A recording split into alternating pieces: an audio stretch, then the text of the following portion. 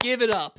Give it up to the marketing team. All right, so we all saw the trailer for this movie multiple times in theaters, and all of us said, that looks pretty fun. It definitely doesn't look like a Darren Aronofsky movie. You know, the guy that made Requiem for a Dream? Yeah, that movie does not look like anything he's ever done before. That looks like a fun, like, crime thriller movie. That is how marketing works.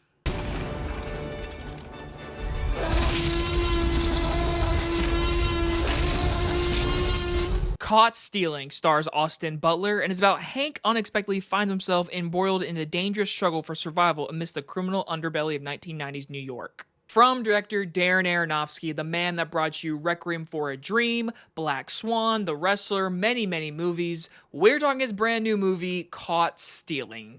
So if you are not a fan of Darren Aronofsky, like I said, he did Requiem for a Dream. This is probably his most iconic movie. This is a great movie, but it's a very, very dark movie. And a lot of his movies are dark. Like recently he did The Whale. That movie is a very dark story, very sad, but it won an Oscar, just like Black Swan, a very dark telling, little bit weird movie, but all those movies are very good, and I like Darren Aronofsky. I think he's a very good director. So when I saw the trailer for this movie, I was like, this is something completely different for him, and honestly, I'm open for it, because the trailer just seemed like this was going to be a fun crime thriller movie, and after seeing through this movie, it is not a bad movie. This is a good movie in my opinion. I'm going to give a good review, but I need to tell all of you right now, if you have seen the trailer, and just like me, you said, that looks like a lot of fun,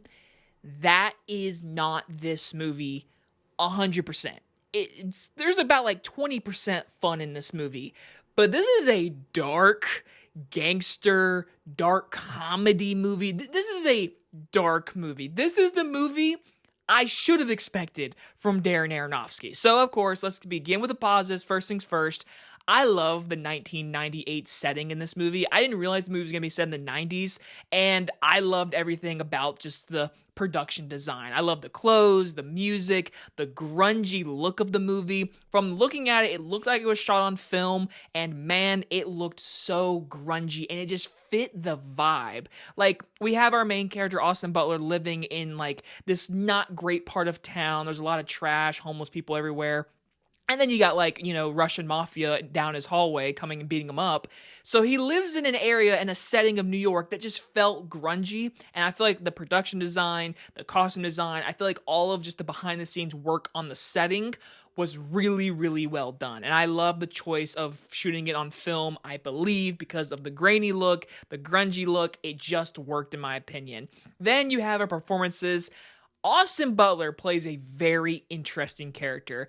He's a good guy. He's a guy that wants to call the police. He wants to tell all the information. He doesn't want to be a part of all this mafia crap. He wants to be left alone. He wants to be happy with Zoe Kravitz. He's no part of it. He used to be a baseball player after an accident, and he's very much not wanting to drive cars. He wants to live his life.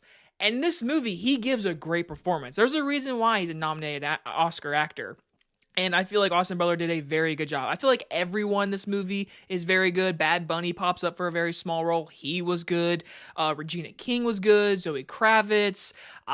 Vincent D'Onofrio also pops up, which was great to see him. But everyone in this movie does serve a purpose to where the story is always moving towards a third act in a very dark way. And there is unexpected moments. And I don't want to spoil anything, but I was like, oh, because there's one moment that happens, and you'll know when you see it. You're like, oh, they really did that. Okay.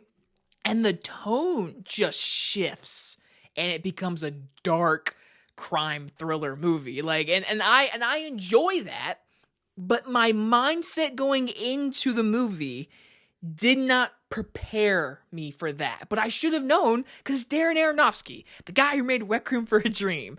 So again, all the actors give really good performances. I loved everyone in this movie, and I feel like the style of it really did work for its favor. The story itself did feel a little jumbled. Like I said, there is a lot of characters. There's a lot going on in this movie. But by the end of it, how it concluded, I didn't leave disappointed. Again, I just went into this movie expecting something different, and it's not. And that's my biggest issue, is the tonal shift, because the movie itself does try to be funny. And I would say there's probably like 3 moments that made me chuckle, whatever. But the tonal shifts and how dark it gets, I feel like they were battling each other. And that really hurt the pace of the movie, because the trailer you see, which I will admit to, it does show a lot, unfortunately, because a lot of stuff like with Matt Smith, he's not a big role in this movie. He's a very important part in this movie, but he's not a big role in this movie. And he's a key piece to why this whole shit goes down. He never gets really any type of development or this relationship between, hey, Austin Butler, you're my neighbor, take care of my cat. That's all you get. And I mean, when they do talk again in this movie, you feel like they have a relationship, but you never build on that. So honestly, you're sitting there like, dude, why do you care so much? The cat is the only thing you care about this whole movie.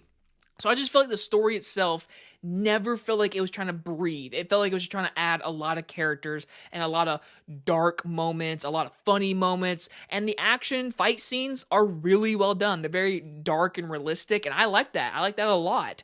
So by the end of it, I will say the tonal shifts really hurt this movie, because I didn't expect what I was going in expecting this. But I will say, I would watch this again. I think my dad would really like this movie. I could see others liking this movie. But I'm telling you right now, if you are watching this review and you have seen the trailer, do not go into this movie expecting a fun crime movie. It is not that. There's a little bit of it, but it's not. It's a dark movie, and that's Darren Aronofsky. So I should have known that. But by the end of it, it was a good one watch for me. I might watch it again, but I'm not going to like rush to go see it again. But it's not a bad movie. Austin Butler gives a great performance, and by the end of it, I enjoyed my one watch. I'm going to give Caught Stealing a B-. It's not a bad movie, but it's not a perfect movie. It's a little bit of a mess of a movie, but I could still watch it again because I like dark crime thriller movies. I like when movies go really serious. But this movie just tries to be funny. It's like the marketing team said to Darren Aronofsky, hey, we really need to market this movie, and this is a dark movie. People don't like that. We want like pop, quick, fun action moments so we can put in the trailer with a really poppy song. That's what they did, and the movie's not really that. So this is a weird review, but this is my honest opinion. I liked the movie, but I didn't love it because I just didn't expect this. And if you guys enjoyed this movie review, I'll see you guys on the next one. Bye, everybody.